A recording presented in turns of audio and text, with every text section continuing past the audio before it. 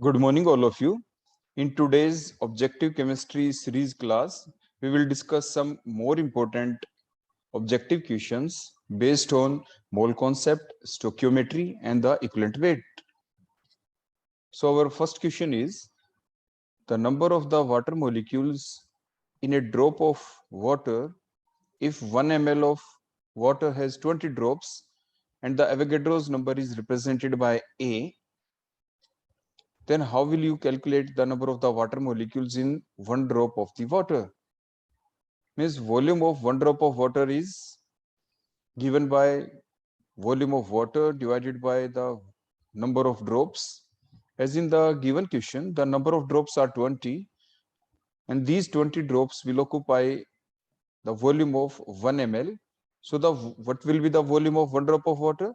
The volume of one drop of water is given by the volume of the water divided by the number of drops. Means volume of water is 1 ml and the number of drops are 20. So what is the volume of one drop of water? That is the 0.05 ml. Now in the next step, we will find out the mass of one drop of water. Then how can we calculate the mass of one drop of water? There is a simple formula, that is the density is equal to mass by volume. So what is the formula of mass? Mass is equal to density by volume. So what is the density of water? The density of water is 1 gram per ml. So we will put here the value of density is 1 and the volume is 0.05. Means the mass is 0.05 gram. Means in the first step, we have calculated the volume of one drop of water. Then in the next step, we have converted the volume into mass. After that, we will calculate the number of the water molecules in one drop of the water. Then how can we calculate the number of water molecules in one drop of water? Because we know if we divide the given mass in gram divided by molar mass, then it is equal to the 1 mole. अगर हम given mass को जो हमारे पास ग्राम में हो, अगर हम उसको मोलर मास से डिवाइड कर दे तो क्या आ जाता है हमारे पास? वो हमारे पास नंबर ऑफ मोल्स आ जाएंगे. अगर हम इस नंबर ऑफ मोल्स को मल्टीप्लाई कर देते हैं एवोगैड्रोस नंबर से तो हमें क्या मिलेंगे? Number of molecules. तो हमारे पास क्या गिवन है? हमारे पास गिवन है mass of one drop of water, क्योंकि हमें यही तो कैलकुलेट करना है कि वन ड्रॉप ऑफ वाटर के अंदर कितने वाटर मोलिक्यूल्स हैं. तो वन ड्रॉप ऑफ वाटर का मास कितना है? 0.05 ग्राम. और what is the molar mass of water? 18. तो हमने क्या किया? गिवन मास इन ग्राम की जगह देखो हमने क्या पुट किया? 0.05 और डिवाइडेड बाय 18. तो ये तो नंबर ऑफ मोल्स हो गए. अब इसको किससे मल्टीप्लाई कर दें? एवोगैड्रोस नंबर से. तो एवोगैड्रोस नंबर को हमें यहाँ पे किससे रिप्रेजेंट करना है? ए से, जैसे कि क्वेश्चन के अंदर गिवन था. तो अब हमारा जो आंसर आया वो कौन सी ऑप्शन से मैच हुआ? हमारा आंसर आ गया 0.05 A divided by 18. So our correct option is option D. तो इस टाइप से हमने ये कैलकुलेट कर लिया कि what is the number of water molecules in a drop of water. So that's our first question. Now proceed towards the second question. Our second question is, the atomic weight of two elements A and B are 40 and 80 respectively. If x gram of A contain Y atoms, how many atoms are present in 2x gram of B? तो हम क्या करेंगे? हमारे लिए given चीज क्या है? हमारे लिए गिवन चीज है यहाँ पे A और B का एटॉमिक वेट, और उसके बाद गिवन क्या है कि x gram of A contain Y atoms. तो हम जो एटॉमिक वेट को कैसे यूज करेंगे यहाँ पे? अब आप देखें, देखो जो पहली स्टेटमेंट थी उसी को हम लिख देते हैं कि x gram of A contains how much atoms? Y atoms. तो 1 gram of A contains Y upon X atoms. और जो एटॉमिक वेट है वो कितना है A का? वो आप देखें वो है 40. तो मीन्स 40 ग्राम, 40 ग्राम्स एटॉमिक वेट है. और एटॉमिक वेट ही किसके इक्वल होता है? आपके 1 मोल के इक्वल होता है. तो means 40 gram means 1 mole of the A contains how many atoms? Y divided by X multiplied by 40 atoms. और 1 मोल के अंदर जितने भी जो एटम्स होते हैं वो किसके इक्वल होते हैं? वो आपने अभी यहाँ पे कैलकुलेट कर लिया. That is the Y divided by X multiplied by 40 atoms. ये आपने 1 मोल के निकाले हैं. सिमिलरली नेक्स्ट स्टेप में हम क्या करेंगे? हम यहाँ पे कि जो 80 ग्राम है 80 ग्राम किसका एटॉमिक वेट है? बी का। 80 ग्राम एटॉमिक वेट मींस वो 1 मोल का मास है। तो हम क्या लिख सकते हैं कि 80 gram means 1 mole of B contains how much atoms? देखो जो 1 मोल के अंदर जो एटम्स होते हैं वो तो फिक्स होते हैं। कितने होते हैं? 6.023 मल्टीप्लाइड बाय 10 की पावर 23 और मल्टीप्लाइड बाय एटोमिसिटी। तो जो 1 मोल के अंदर जो एटम होंगे वो तो फिक्स होंगे, वट एवर में be the nature of the element, चाहे वो एलिमेंट ए हो, बी हो, सी हो एंड सो ऑन, कोई भी हो। तो ऊपर हमने निकाल लिया कि जो 1 मोल एटम थे ए के, उसके अंदर कितने आपके एटम्स है, ऊपर हमने कैलकुलेट किया। वही सेम एटम 1 मोल के जो आपके ए के थे वही बी के ही भी होंगे।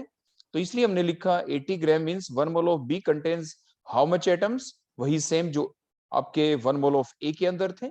तो y divided by x multiplied by 40 atoms. तो 1 ग्राम में कितने होंगे b के atoms? 1 gram of b contains y divided by x multiplied by 40 divided by 80 आ जाएगा। यहाँ पे हमें निकालने किस में है, हमारा क्वेश्चन क्या था कि how many atoms are present in 2x gram of b। तो अब हम वही निकाल देंगे, 2x gram of b contains multiplied by आप 2x कर देंगे।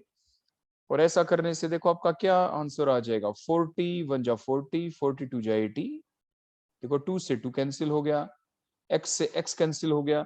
तो how much atoms are there? y atoms. तो where is y? That is a C option is correct. तो y एटम्स आ गया और सी ऑप्शन हमारी करेक्ट हो गई। तो इस टाइप से आपको जो बेसिक डेफिनेशन है हमारी 1 मोल की आपको याद रहनी जरूरी है। 1 मोल क्या है? 1 mole is always equal to the atomic mass of an element और the molar mass of the molecule. और 1 मोल और किसके इक्वल होता है? 1 मोल आपके किसके इक्वल होगा? 6.023 इंटू 10⁻23 मोलिक्यूल्स या एटम्स कहें तो 6.023 into 10⁻23 multiplied by the atomicity which differs from molecule two molecule. और 1 मोल अगर आपके पास कोई गैसीय सब्सटेंस है तो 1 मोल ऑफ दैट गैसीय substance will occupy the 22.4 litre volume. अगर आपके पास कोई गैसीय सब्सटेंस हो और 1 मोल हो वो, तो वो कितना वॉल्यूम ऑक्युपाई करेगा? 22.4 लीटर। तो means these are some basic things about the 1 mole. तो ये आपको ध्यान रखनी चाहिए, उसी के बेसिस के ऊपर ही आपके ये क्वेश्चंस थे। नेक्स्ट क्वेश्चन अब हम लेते हैं। The atomic weight and the equivalent weight of a metal are 13.5 and 4.5 respectively. The metal forms volatile chloride. What is the vapor density of the substance? आपकी वेपर डेंसिटी हमें calculate करनी है, तो हम कैसे कैलकुलेट करें? तो देखो इक्विवेलेंट वेट जो है उसका एक सिंपल सा रिलेशन है आपके वैलेंसी के साथ कि इक्विवेलेंट वेट क्या होता है? Equivalent weight is equal to atomic weight divided by valency. या हम ऐसे भी कह सकते हैं कि atomic weight is equal to equivalent weight multiplied by n factor.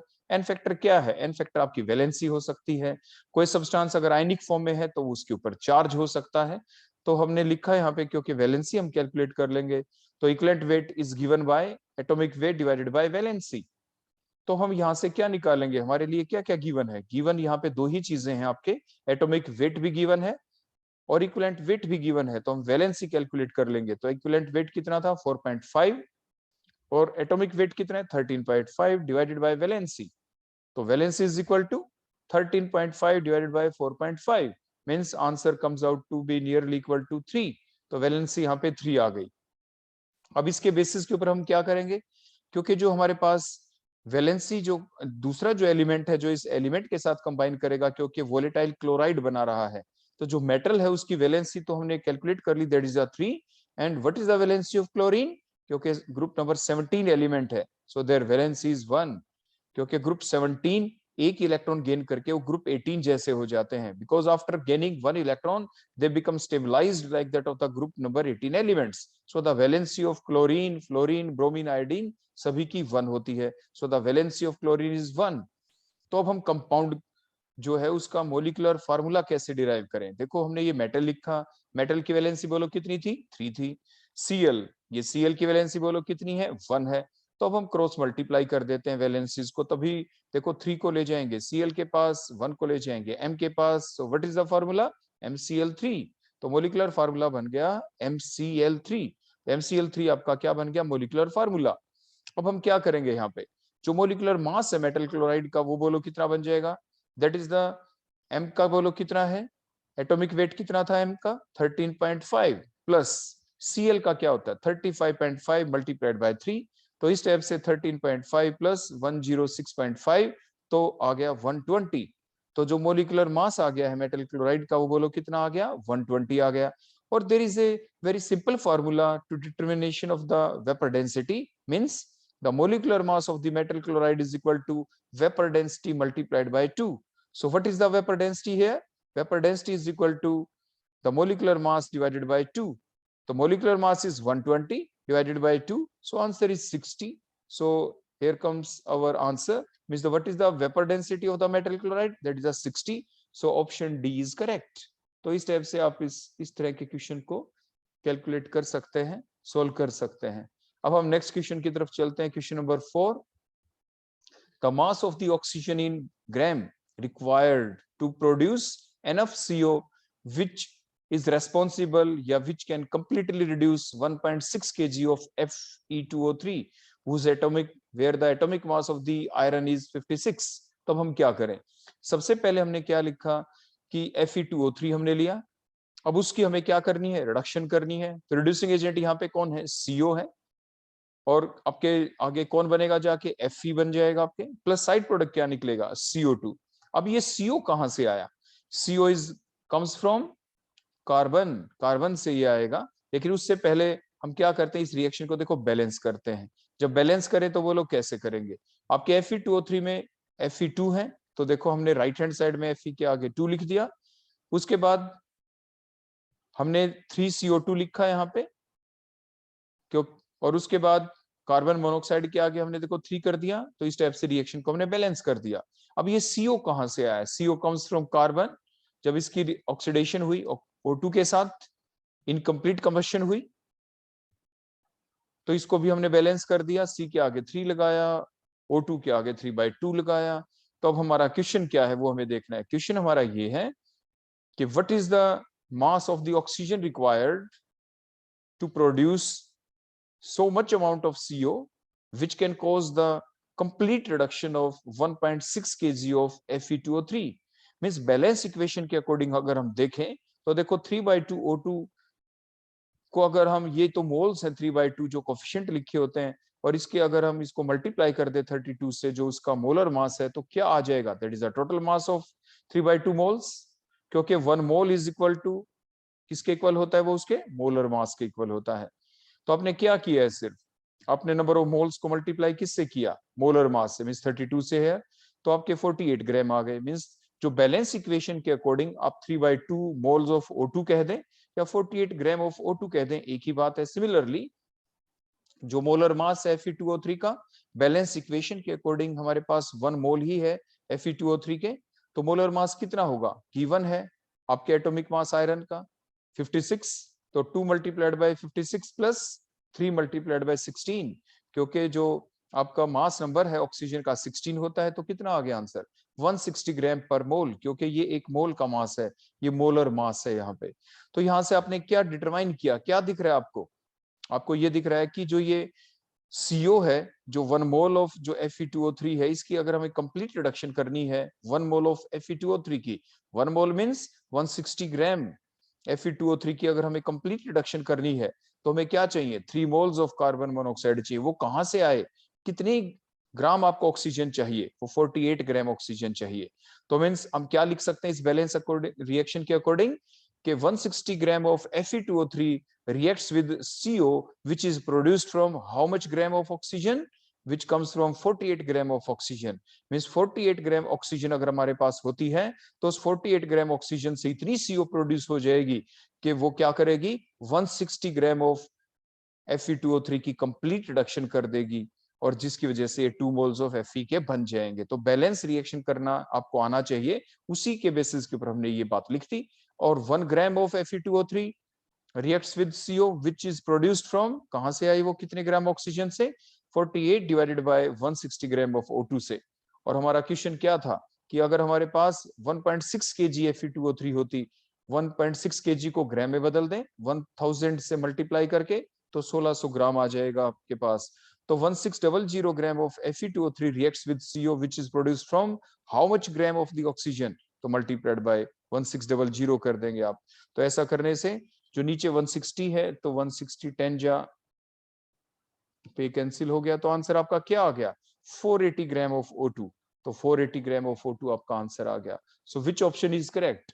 Option B is correct, option B is correct.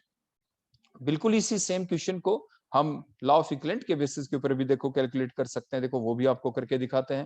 देखो हमने सेम रिएक्शन लिख दी, हमने बैलेंस नहीं किया है इस रिएक्शन को, हमने कहीं पे भी देखो बैलेंस नहीं कर रखा, हमें मोलर मास का भी पता है। अब हम देखो क्या करेंगे, इक्विवेलेंट मास Fe2O3 का क्या होगा, जो इसका मोलर मास है अगर हम उसको डिवाइड कर दें 4 से या टोटल वैलेंसी से, तो Fe2 है, ऑक्सीजन 3 है, क्रॉस मल्टीप्लाई करते हैं तो Fe के ऊपर +3 चार्ज होगा, ऑक्सीजन के ऊपर -2, दोनों के चार्ज को मल्टीप्लाई करते हैं तो टोटल चार्ज आ जाएगा, मींस 2 3 जा 6, तो मोलर मास 160 है, टोटल चार्ज आपका कितना आ गया बोलो 6, जो नेट चार्ज होगा, तो that called the equivalent mass of the Fe2O3।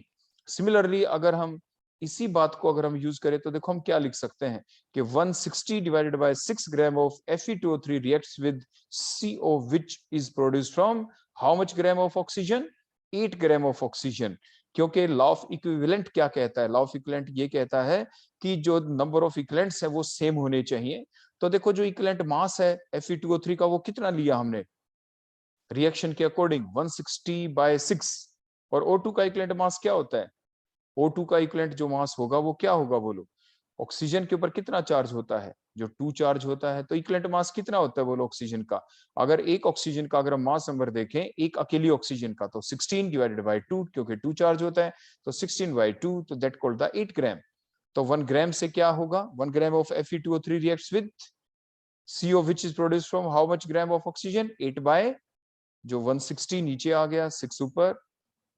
अब हमें किससे जो हमारा आंसर जो यहाँ पे आएगा, अब किससे निकालना है, 1600 ग्राम ऑफ Fe2O3 से, तो मल्टीप्लाई कर देंगे।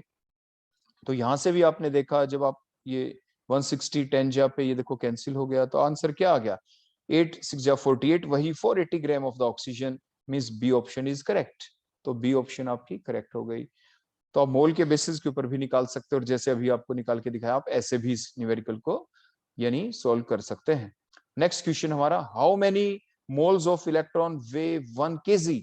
तो इसमें हम क्या करें, यानी कितने मोल्स ऑफ इलेक्ट्रॉन हम ले लें कि उनका मास 1 kg हो। तो उसके लिए सबसे पहले हमें यही पता होना जरूरी है कि मास ऑफ 1 इलेक्ट्रॉन कितना होता है। तो मास ऑफ 1 इलेक्ट्रॉन कितना होता है 9.11 मल्टीप्लाइड बाय 10 की पावर -31 kg।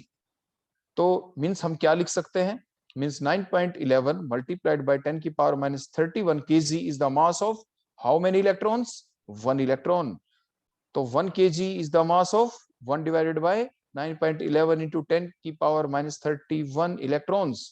तो ये जो हमारा क्वेश्चन था कि 1 kg के अंदर कितने मोल्स ऑफ इलेक्ट्रॉन होंगे, तो हमने 1 kg का देखो यहाँ पे मास निकाल लिया कि 1 kg अगर जो मास है is the mass of how many electrons, 1 kg के अंदर कितने इलेक्ट्रॉन्स होते हैं वो हमने यहाँ पे कैलकुलेट कर लिए। अब सिंपल सा काम रह गया कि हम ये जानते हैं कि 6.023 इंटू 10⁻23 जिसे एवोगाड्रोस नंबर कहते हैं, उसका मतलब क्या होता है, वो मींस 6.023 इंटू 10⁻23 इलेक्ट्रॉन्स का मतलब 1 मोल ऑफ इलेक्ट्रॉन्स।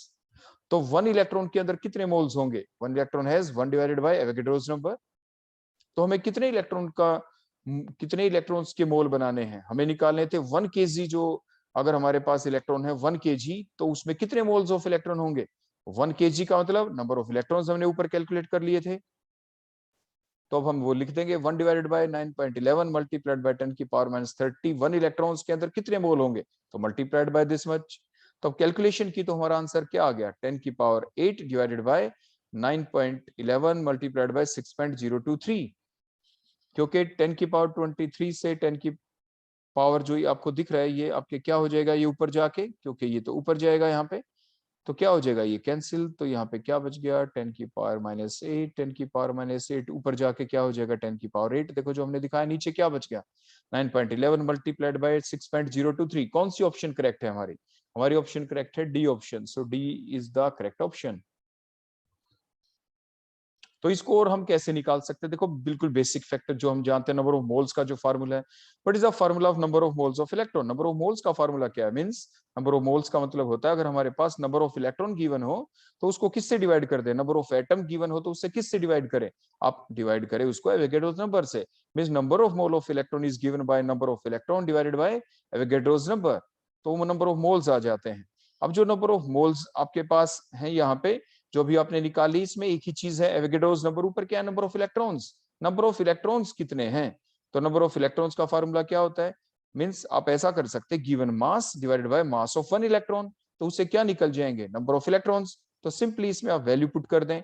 तो गिवन मास क्या है? गिवन मास हमारे पास देखो गिवन है, हमने 1 पुट कर दिया 1 kg divided by 6.023 multiplied by 1 divided by 9.11 into 10 power -31। और इसमें कन्वर्ट करने की जरूरत नहीं थी क्योंकि ये 1 देखो हमने क्या लिया यहाँ पे, जो 1 है आपके पास ये केजी की फॉर्म में है, नीचे 9.11 इंटू 10 रेज टू पावर -31 ये भी देखो केजी में था, तो केजी से देखो केजी हमारा कैंसिल हो जाएगा यहाँ पे। तो क्या बन गए बोलो? हमारे मोल्स आ गए। तो इस टाइप से हमारा सेम आंसर आ गया जो हमने पहले बताया था, D is the correct option. अब नेक्स्ट क्वेश्चन हम देखते हैं। The specific heat of an element is 0.03 ग्राम पर कैलोरी पर ग्राम पर Celsius, its equivalent weight is 103.5, what is the exact atomic weight? तो एग्जैक्ट एटॉमिक वेट हमें निकालना है एलिमेंट का। तो देखो जो डूलिंग पेटिट लॉ होता है उसके अकॉर्डिंग हम जानते हैं, बड़ा सिंपल फार्मूला है ये, कि जो अपेरेंट एटॉमिक वेट होता है except this solid that is the beryllium, boron, carbon and the silicon, अगर हम अपेरेंट एटॉमिक वेट को मल्टीप्लाई कर दें स्पेसिफिक हीट से तो उसका जो मल्टीप्लिकेशन प्रोडक्ट होता है दैट ऑलवेज इक्वल टू 6.4। अगर हम apparent weight multiplied by specific heat is given 0.03 is equal to 6.4, तो apparent atomic weight कितना आ गया? 6.4 divided by 0.03 मींस आपका कितना आंसर बोलो यहाँ पे आ जाएगा? जो ये वैल्यू आ गई आपकी। फर्दर हम ये जानते हैं कि जो वैलेंसी है, वैलेंसी वो किसकी इक्वल होती है? apparent atomic weight divided by equivalent weight। तो जो एटॉमिक वेट होता है apparent, अगर हम उसको इक्विवेलेंट वेट से डिवाइड कर देते हैं तो क्या आती है उसकी? वैलेंसी। तो अपेरेंट एटॉमिक वेट बोलो कितना है जो अभी हमने ऊपर निकाला? 6.4 डिवाइड बाय 0.03। और इक्विवेलेंट वेट, जो इक्विवेलेंट वेट है वो कितना है? वो गिवन है, बोलो कितना? 103.5। तो डिवाइडेड बाय इक्विवेलेंट वेट लिखा 103.5, हमारा आंसर कितना आ गया? 2.06 मींस नियरली इक्वल टू 2। अब फर्दर हम क्या करेंगे? जो एग्जैक्ट एटॉमिक वेट हमें निकालना है तो जो इक्विवेलेंट वेट है उसको किससे हम मल्टीप्लाई करें? वैलेंसी से। वैलेंसी हमने ऊपर निकाल ली, इक्विवेलेंट वेट कितना था? 103.5 मल्टीप्लाई किससे करें? वैलेंसी से। वैलेंसी कितनी हमने कैलकुलेट की है? 2। So what is the answer? 207। तो एग्जैक्ट एटॉमिक वेट हो गया 207। तो which option is correct? C option is correct.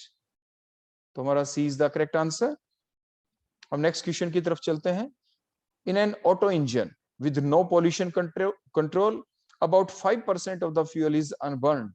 The molar ratio of CO and C8H18 emitted in the exhaust gas is, means इसका मतलब क्या है? मीन्स हमारे पास क्या हुआ कि एक हाइड्रोकार्बन है, वो कौन है? C8H18। हमने उसकी कंबशन की ऑक्सीजन के साथ, लेकिन वो कंबशन हुई आपकी पार्शियल कंबशन। तो इसी वजह से जब पार्शियल कंबशन होगी तो क्या बनेगा प्रोडक्ट? CO2 तो नहीं, CO ही बनेगा। CO बन गया, क्योंकि H है तो वाटर भी बन जाएगा। अब हमें क्या करना पड़ा यहाँ पे? हमने सबसे पहले इस रिएक्शन को बैलेंस करना है। तो C8H18 में C8 है इसलिए CO के आगे हमने 8 लिखा, प्लस H18 है तो इसलिए हमने H2O के आगे 9 लिख दिया। अब आप टोटल काउंट कर ले ऑक्सीजन कितने हो गए आपके प्रोडक्ट साइड में। CO के अंदर 8 ऑक्सीजन और H2O के अंदर 9 ऑक्सीजन है, तो 9 और 8 कितना हो गया? 17 ऑक्सीजन है। तो O2 के आगे आप क्या लिखेंगे? O2 के आगे आप लिख देंगे 17/2, क्योंकि 2 से 2 कैंसिल हो गया, तो 17 ऑक्सीजन हो गई। हमने रिएक्शन को बैलेंस करके लिख दिया। अब उसके बाद देखें, अब हम अपने क्वेश्चन की तरफ चलते हैं। क्वेश्चन ये रहा, बैलेंस मोल क्या है? बोलो C8H18 के कितने मोल हैं इस बैलेंस रिएक्शन में? 1 मोल। आगे हमें और किसका देखना है? कार्बन मोनोऑक्साइड के साथ ही रिलेशन है इस क्वेश्चन के अंदर, तो 8 मोल्स बैलेंस में है। अब हमने क्या क्वेश्चन था हमारा, क्वेश्चन के अंदर लिख रखा है कि only about the 5% of the fuel is unburned, means 5% unburned है, मतलब 95% की बर्निंग हो चुकी है, 95% की कंबशन हुई है और 5% का कंबशन नहीं हुआ। What it means, what are the number of moles left after the reaction, कितने मोल्स आपके कन्वर्ट हुए हैं, 95%, तो बच कितने गए, 1 में से माइनस हम कितना करें, 1 का 95% पार्ट तो आपका कंबशन हो चुका है, तो 1 माइनस 1 का 95%, 1 मल्टीप्लाइड बाय 95 बाय 100, बोलो कितना आ जाएगा, 0.05 मोल।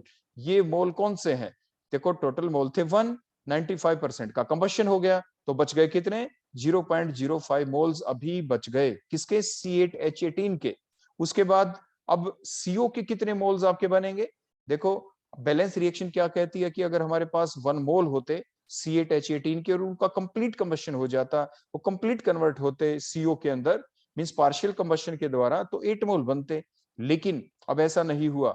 अब बोलो क्या 1 मोल आपके कंप्लीटली 8 मोल में कन्वर्ट हो गए, नो, सिर्फ 95% ही कन्वर्ट हुआ है, तो it is what it means, CO के भी कितने मोल्स बनेंगे, अब 8 मोल नहीं, उसके 95% ही बनेंगे, means 8 multiplied by 95% means 8 multiplied by 95 divided by 100. So what are the number of moles of CO formed, 7.6 moles. तो मीन्स अब जब रिएक्शन हुई, रिएक्शन के बाद जो रिएक्शन मिक्सचर है उसके अंदर अब हमें रेशियो देखनी है the number of moles of CO के और number of moles of C8H18 के, रिएक्शन के बाद कितने हैं, तो बोलो CO के मोल्स कितने, means NCO divided by NC8H18, यहाँ पे आप H18 कर देंगे नीचे, ये H18 है 19 की बजाय, तो बोलो CO के मोल्स कितने हैं, 7.6, और C8H18 के कितने हैं, 0.05, जो अभी बचे हुए हैं यहाँ पे, तो रिएक्टेंट के कुछ मोल्स बच गए और प्रोडक्ट के कुछ मोल बन गए, तो प्रोडक्ट कितना बन गया मिक्सचर के अंदर, 7.6 मोल्स हैं CO के, और जो बच गया आपका हाइड्रोकार्बन C8H18 0.05। तो जब हमने इनकी रेशियो देखी तो आंसर क्या आया, 152, जब आप कैलकुलेट करेंगे तो 152 आ जाएगा। So what is the correct option, correct option is B, तो B is our correct answer. अब हम चलते हैं नेक्स्ट क्वेश्चन के ऊपर। 5.6 gram of an organic compound, हमारे पास कोई ऑर्गेनिक कंपाउंड है, ऑन बर्निंग उसको हमने बर्न कर दिया in excess of oxygen, it will give 17.6 gram of the CO2 and 7.2 gram of H2O। What it means, it means हमारे पास जो कंपाउंड है उसके अंदर क्या है, उसके अंदर आपके कार्बन भी है, हाइड्रोजन भी है, ऑक्सीजन है या नहीं, वो तो परसेंटेज निकालने के बाद ही पता चलेगा। तो हम क्या करते हैं, सबसे पहले परसेंटेज ऑफ कार्बन निकालते हैं। तो परसेंटेज कार्बन की कैसे निकालें, देखो जो प्रोडक्ट बना है वो कौन बना है आपके ऑर्गेनिक कंपाउंड की बर्निंग के बाद, दैट इज द CO2। तो what is the molar mass of CO2, carbon का 12 होता है, ऑक्सीजन का 16 2 जा 32, तो मींस 42, तो 44 ग्राम जो आपके पास है CO2, अगर मोलर मास के अकॉर्डिंग देखें तो 44 ग्राम के अंदर कार्बन कितना है, एक ही सी है, मींस 12, तो मींस 12 ग्राम प्रेजेंट है 44 के अंदर, means atomic mass of carbon जो 12 हो गया। ये 12 कब है, जब मोलर मास कितना है CO का, मोलर मास ऑफ CO2 का 44। अब हम क्या करेंगे, इसको मल्टीप्लाई कर देंगे किससे, गिवन मास ऑफ कार्बन से। बोलो जो कार्बन है आपके यहाँ पे जो बना है हमारे पास, बोलो वो कितना बन गया, उसको किससे डिवाइड करेंगे, given mass of organic compound से। तो given mass of organic compound से जब हम उसको करेंगे डिवाइड, तो अब देखो मल्टीप्लाइड बाय 100 भी, क्योंकि परसेंटेज ऑफ कार्बन हमें निकालनी है, तो अब वैल्यू पुट करते चले जाएं। Atomic mass of carbon is 12 divided by molar mass of CO2 that is 44 multiplied by given mass of the given mass 17.6 gram of CO2, given mass of the, यहाँ पे CO2 लिखेंगे हम, given mass of CO2, आप ये correction कर लेंगे, given mass of the CO2 divided by the given mass of the organic compound. क्योंकि देखो जो ये कार्बन था, atomic mass of carbon C किसके अंदर प्रेजेंट है, CO2 के अंदर, मल्टीप्लाइड बाय CO2 कहां से आई, वो ऑर्गेनिक कंपाउंड से आई, तो इसलिए गिवन मास ऑफ CO2 को हमने किससे डिवाइड किया है, given mass of organic compound से, और मल्टीप्लाइड बाय 100। तो जब हम कैलकुलेशन करते हैं तो हमारा आंसर आ जाएगा 85.71%। सिमिलरली अब हम निकालेंगे यहाँ पे परसेंटेज ऑफ हाइड्रोजन, तो उसके लिए सिमिलरली आप अब समझ गए होंगे कि हम फार्मूला क्या लिखेंगे, एटॉमिक मास किसका लिखेंगे, बोलो H का, और H किस में प्रेजेंट है यहाँ पे, H2O के अंदर, तो atomic mass of H divided by molar mass of H2O multiplied by given mass of किसका लेंगे हम, H2O का, तो देखो गिवन मास ऑफ यहाँ पे H2O लिखेंगे आप, क्योंकि वाटर ही बना है, डिवाइडेड बाय ये वाटर कहाँ से बना है, that is formed from the organic compound, means divided by given mass of the organic compound multiplied by 100। तो वैल्यू पुट कर दें। Atomic mass of H is, बोलो कितना लिखेंगे आप, यहाँ पे 2 है। H2O के अंदर यहाँ पे हमें क्या लिखना है, देखो आप इसको गलत इंटरप्रेट ना करें। इसका मतलब ये होता है कि जो वाटर है, वाटर के अंदर हाइड्रोजन कितना है वो टोटल मास लिखना है, that is the atomic mass of H in H2O। ऊपर हम लिखेंगे atomic mass of C in CO2, क्योंकि CO2 के अंदर एक ही कार्बन है तो इसलिए हमने ऊपर 12 लिखा था। H2O के अंदर क्योंकि 2 H है हमारे यहाँ पे, तो इसलिए हमने क्या लिखा, एक H का मास तो 1 हो गया और 2H का कितना हो जाएगा, 2 हो जाएगा, तो इसलिए हमने 2 लिखा है यहाँ पे। तो 2 divided by 18 multiplied by given mass of water, water कितना बना 7.2 ग्राम बन गया। और what is the mass of organic compound 5.6 multiplied by 100, तो हमारा आंसर आ जाएगा 14.3। और अगर हम सम अप करें परसेंटेज ऑफ कार्बन और परसेंटेज ऑफ हाइड्रोजन को, आप देखेंगे ये 100% हो गया। मीन जो given compound is an hydrocarbon, means अगर इन दोनों का सम परसेंटेज ऑफ कार्बन और परसेंटेज ऑफ हाइड्रोजन का सम अगर 100 नहीं आता, तो जो रिमेनिंग परसेंटेज है वो किसकी होती, दैट इज ऑफ ऑक्सीजन। तो इट मीन्स अगर इसी बात को अगर हम ध्यान रखें तो हमारी डी ऑप्शन तो पहले से ही रॉन्ग हो चुकी है, क्योंकि उसके फार्मूले में आपको दिख रहा है कि ऑक्सीजन भी है। तो इट मीन्स यहां तक हमें इतना क्लियर तो हो गया कि या तो हमारी ए ऑप्शन ठीक है या बी या सी। तो अब हम क्या करेंगे, हमारे पास परसेंटेज ऑफ कार्बन भी आ गई, हाइड्रोजन भी आ गई, तो इस बेसिस के ऊपर हम निकालेंगे सबसे पहले एम्पिरिकल फॉर्मूला। तो देखो हम क्या करेंगे उसी टाइप पे, serial number, element, percentage of element, atomic weight, number of moles और सिंपल रेशियो।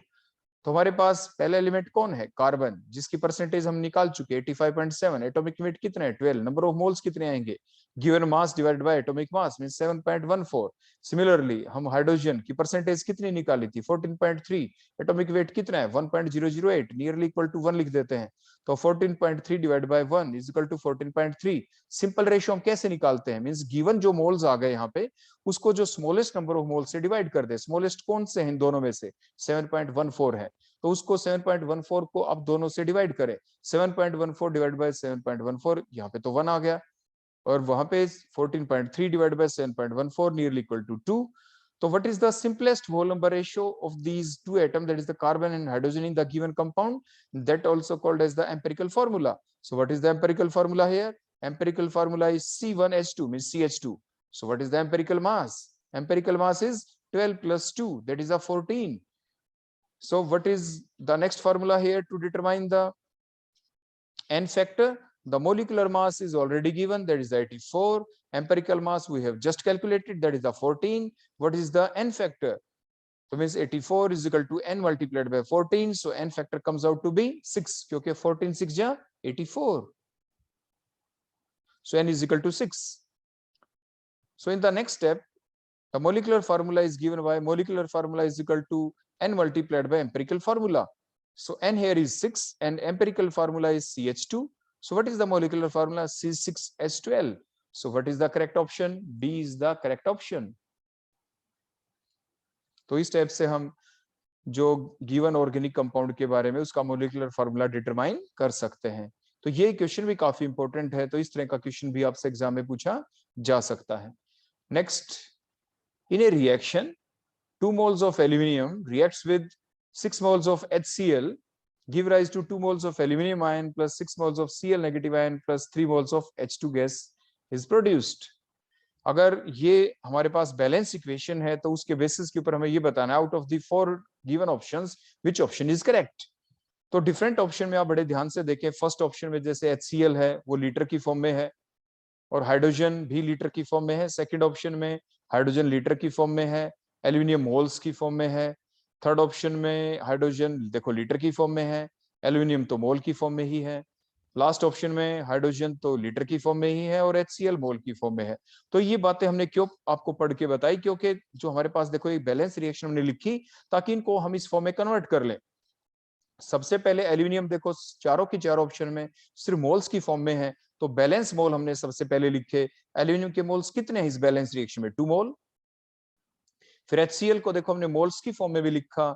अब मोल्स को 6 मोल्स हैं, अब इसको किस में कन्वर्ट करेंगे, हाइड्रोजन के 3 मोल्स हो गए। अब हम क्या करेंगे, 6 मोल्स को हमने किससे मल्टीप्लाई किया बोलो, उसके मोलर मास से। बोलो कितना, हाइड्रोजन का 1, क्लोरीन का 35.5 मींस 36.5, तो 6 को मल्टीप्लाई करें 36.5 से तो वो आपका मास आ गया 6 मोल्स का 219 ग्राम। अब उसके बाद हम क्या करेंगे, आपके 219 ग्राम जो आ गया इसको हमने ml में कन्वर्ट कर दिया। बोलो कैसे, सिंपल फार्मूला है density is equal to mass by volume, क्योंकि कुछ भी गिवन नहीं तो डेंसिटी को हम 1 मान लेते हैं, तो इसीलिए हमारा जो वॉल्यूम है और जो मास वो इक्वल रह जाएगा, क्योंकि जो हमारा फार्मूला है बड़ा देखो सिंपल सा, डेंसिटी इज इक्वल टू, बोलो क्या होता है, density is equal to mass by volume.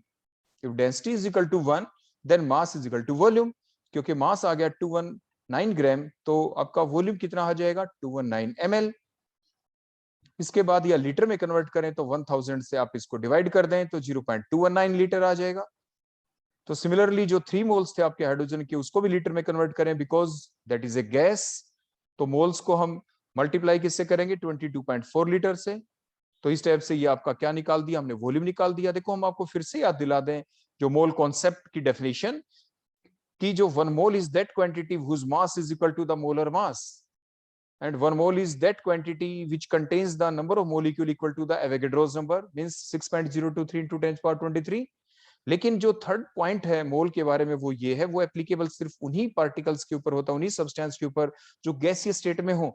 यहाँ पे जो HCl है आप ध्यान दें, एल्यूमिनियम को आप ध्यान दें, एल्यूमिनियम सॉलिड फॉर्म में है, HCl आपकी सॉल्यूशन की फॉर्म के अंदर है, तो इसीलिए यहाँ पे जो थर्ड डेफिनेशन है 1 मोल की जो गैसियस पार्टिकल के ऊपर ही एप्लीकेबल है, उसको हम सिर्फ H2 के ऊपर अप्लाई कर सकते हैं। मींस अगर हमारे पास 1 मोल गैस है, 1 मोल गैस है, मैं फिर से रिपीट कर रहा हूं, तो 1 मोल जो गैस है it will occupy the volume equal to the 22.4 litre. तो इसलिए आपने ध्यान दिया होगा जो 3 मोल H2 है उसको मैंने जब लीटर में कन्वर्ट किया तो क्या लिखा है, क्योंकि 1 मोल जो गैस होती है it will occupy how much volume 22.4 litre, तो 3 मोल्स कितना वॉल्यूम ऑक्यूपाई करेगी 3 मल्टीप्लाइड बाय 22.4 लीटर, तो हमने मोल को डायरेक्ट लीटर में कन्वर्ट कर दिया।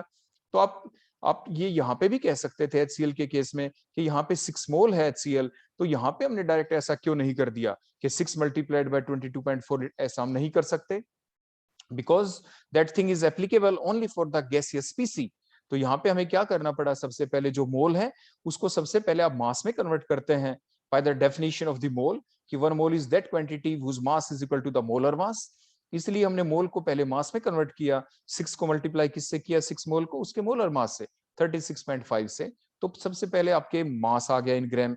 अब जो फार्मूला है डेंसिटी का, density is equal to mass by volume, उस फार्मूले की हेल्प से हमने यहाँ पे वॉल्यूम निकाला, क्योंकि डेंसिटी को हमने 1 मान लिया, तो डेंसिटी 1 तो mass is equal to volume, तो इस तरह से 219 ml आ गया और उसको 1000 से डिवाइड किया तो 0.219 litre. So these are the some basic thing about the mole concept, तो इन चीजों को आप जरूर ध्यान रखें। अब उसके बाद हम चलते हैं अपनी ऑप्शंस के ऊपर। जैसे फर्स्ट ऑप्शन है हमारी, उसमें क्या लिख रखा है कि 6 litre HCl aqueous is consumed for every 3 litre of the hydrogen produce. Means हमारी जो बैलेंस इक्वेशन को अगर हम देखें, देखो हाइड्रोजन को तो किस में लेना है, लीटर की फॉर्म में, और HCl को किस फॉर्म में ले रखा है, वो भी लीटर की फॉर्म में, वो हम पहले ही कन्वर्ट कर चुके हैं बैलेंस फॉर्म को। तो बैलेंस रिएक्शन क्या कहती है, बैलेंस रिएक्शन ये कहती है यहाँ पे कि 3 multiplied by 22.4 litre of the hydrogen is produced from how much litre of HCl, 0.21 litre of the HCl in aqueous form. तो 1 लीटर ऑफ हाइड्रोजन कहां से प्रोड्यूस होगी, 0.219 डिवाइडेड बाय 3 मल्टीप्लाइड बाय 22.4। हमें किससे निकालनी, हमारे फर्स्ट ऑप्शन के according 6 किससे निकालने बोलो, 3 लीटर हाइड्रोजन कहां से प्रोड्यूस होगी, तो मल्टीप्लाइड बाय 3। हमने जब आंसर निकाला तो हमारा आंसर आता है 0.01 लीटर ऑफ HCl, लेकिन फर्स्ट ऑप्शन में क्या दे रखा था कि 3 लीटर ऑफ जो हाइड्रोजन है वो कहां से प्रोड्यूस होगी, 6 लीटर ऑफ HCl, लेकिन हमारा आंसर क्या आया 0.001 लीटर से प्रोड्यूस होगी। इट मींस फर्स्ट ऑप्शन हमारी रॉन्ग है। अब हम चलते हैं बी ऑप्शन की तरफ, क्योंकि बी और सी एक ही जैसी है। उसमें लिख रखा है बी ऑप्शन में कि 33.6 litre of hydrogen is produced regardless of temperature and pressure. Means temperature pressure पे बिना डिपेंड किए, टेम्परेचर और प्रेशर पे बिना डिपेंड किए, मींस कोई टेम्परेचर हो कोई भी प्रेशर हो, 1 मोल ऑफ जो एल्यूमिनियम है वो कितनी हाइड्रोजन प्रोड्यूस करेगा, 33.6 लीटर हाइड्रोजन। तो हम क्या लिखेंगे बोलो, बैलेंस रिएक्शन क्या कहती है? बैलेंस रिएक्शन ये कहती है कि 2 mole of the aluminium on reaction gives या produce 3 multiplied by 22.4 litre of hydrogen gas but at STP. लेकिन ये बात जो हम बता रहे हैं वो एसटीपी के ऊपर ही एप्लीकेबल है, ये आप जरूर ध्यान रखें। तो 1 mole of aluminium on reaction gives how much?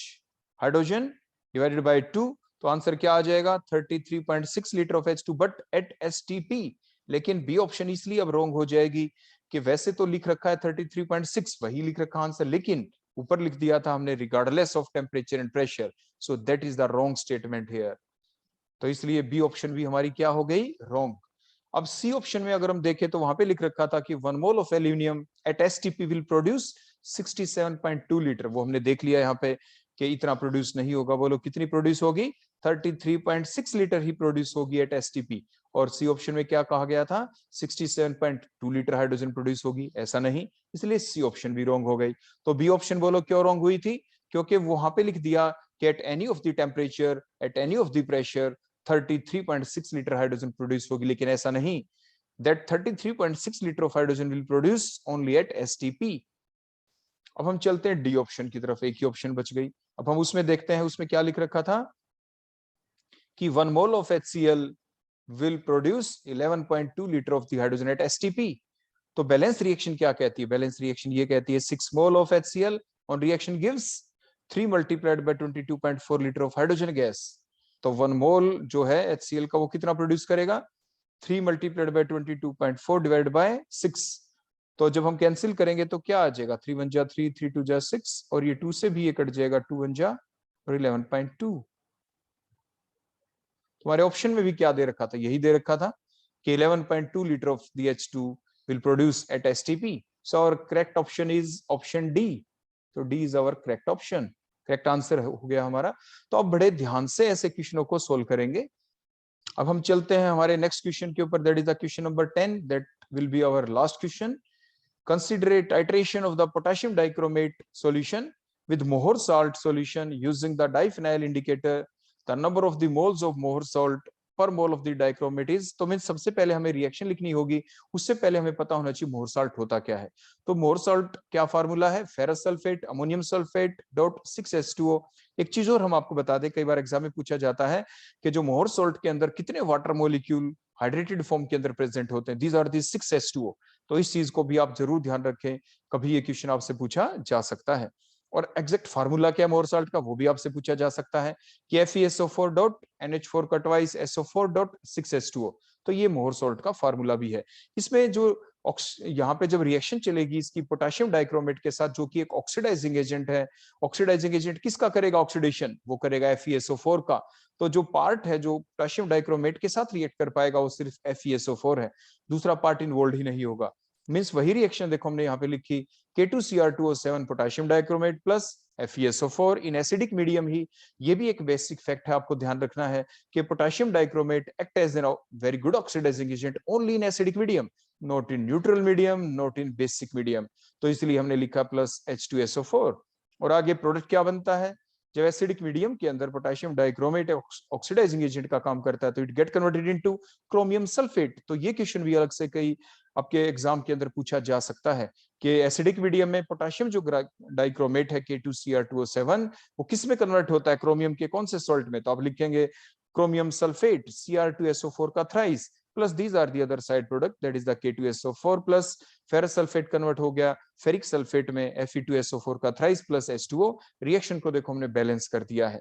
तो जब हमने रिएक्शन को बैलेंस किया तो यहां से बिल्कुल क्लियर कट हो चुका है, सब कुछ बिल्कुल साफ आपको दिख रहा है कि अगर आपके पास 1 मोल पोटेशियम डाइक्रोमेट होगा तो वो कितने मोल्स ऑफ फेरस सल्फेट के साथ रिएक्ट करेगा? फेरस सल्फेट कहां से आए? मोहर साल्ट से। तो कितने मोल्स ऑफ मोहर साल्ट के साथ रिएक्ट करेगा? तो मींस वो कितने हुए? 6 मोल्स ऑफ फेरस सल्फेट। और मोहर साल्ट के अंदर देखो FeSO4 है, एक ही मोल होता है वहां पे FeSO4 का। तो मींस 6 FeSO4 का मतलब 6 मोल्स ऑफ FeSO4, और 6 मोल्स ऑफ FeSO4 का मतलब 6 moles of Mohr salt. So our right option is D option, that is the 6 mole. इसके बाद एक चीज और भी हम आपको बता दें, कई बार एग्जाम में ये पूछा जा सकता है what is the equivalent weight of the potassium dichromate here. तो देखो वो भी आपको क्लियर कट यहाँ पे दिख रहा है। देखो K2Cr2 7 किस में कन्वर्ट हुआ था, क्रोमियम सल्फेट में। तो हम चेंज इन ऑक्सीडेशन स्टेट देख लेंगे। जैसे जो पोटेशियम है उसके ऊपर कितना चार्ज होता है, +1, तो देखो +2, क्रोमियम 2 है तो 2x, -14, तो x की वैल्यू बोलो क्या आ जाएगी, x = +6। ऐसे ही क्रोमियम सल्फेट में अगर आप निकालेंगे तो यहाँ पे, तो क्रोमियम को हमने x माना तो 2x, सल्फेट के ऊपर -2 चार्ज होता है, तो 3 2 जा 6 -6 = 0, तो x = +3। मीन्स जो K2Cr2 7 है उसमें कितना चार्ज है बोलो, क्रोमियम के ऊपर +6, और यहाँ पे कितना है क्रोमियम सल्फेट में, +3। सो what is the change in oxidation number, change in oxidation number is 3, change in oxidation number is 3, so what is the total change in oxidation number, क्योंकि क्रोमियम 2 है आपके रिएक्टेंट साइड में, तो that is the change in oxidation number multiplied by 2। तो इस type से बोलो आपका आंसर क्या आ जाएगा। तो सबसे पहले आप क्या निकालेंगे यहाँ पे, चेंज इन ऑक्सीडेशन नंबर। देखो ये हम आपको एक एक्स्ट्रा क्वेश्चन बता रहे हैं यहाँ पे। So change in oxidation number is 3, so what is the total change in oxidation number, total change in oxidation number is 3 multiplied by the number of chromium atom present to the reactant hand side, product side में नहीं देखने, towards the reactant hand side, so that is the 6। so what is the total change in oxidation number, that is the 6। so what is the equivalent weight of the potassium dichromate, अगर आपसे exam में पूछा जाता है, ये कई बार आता है कि what is the equivalent weight of potassium dichromate in acidic medium, ना भी दें तो एसिडिक मीडियम के अंदर ही वो गुड ऑक्सीडाइजिंग एजेंट का काम करता है। तो जो भी इसका मोलर मास होगा पोटेशियम डाइक्रोमेट का मोलर मास, उसको आप total change in oxidation number से डिवाइड कर देंगे, दैट इज द 6 है। सो what is the equivalent weight of the K2Cr2O7, that is the m/6। तो इस तरह से आप इस क्वेश्चन को भी ध्यान रखेंगे। तो ये भी ध्यान रखें कि एसिडिक मीडियम के अंदर ही ऑक्सीडाइजिंग एजेंट का काम करता है, जबकि आपने पहले पढ़ा था, जो प्रीवियस पार्ट था उसमें हमने क्वेश्चन लिया था कि KMnO4 जो है पोटेशियम परमैंगनेट, वो तीनों मीडियम के अंदर ऑक्सीडाइजिंग एजेंट का काम कर जाता है, एसिडिक भी, न्यूट्रल भी और बेसिक में भी। लेकिन स्ट्रॉन्गेस्ट ऑक्सीडाइजिंग एजेंट का जो काम करता था पोटेशियम परमैंगनेट KMnO4, वो एसिडिक मीडियम में ही करता था।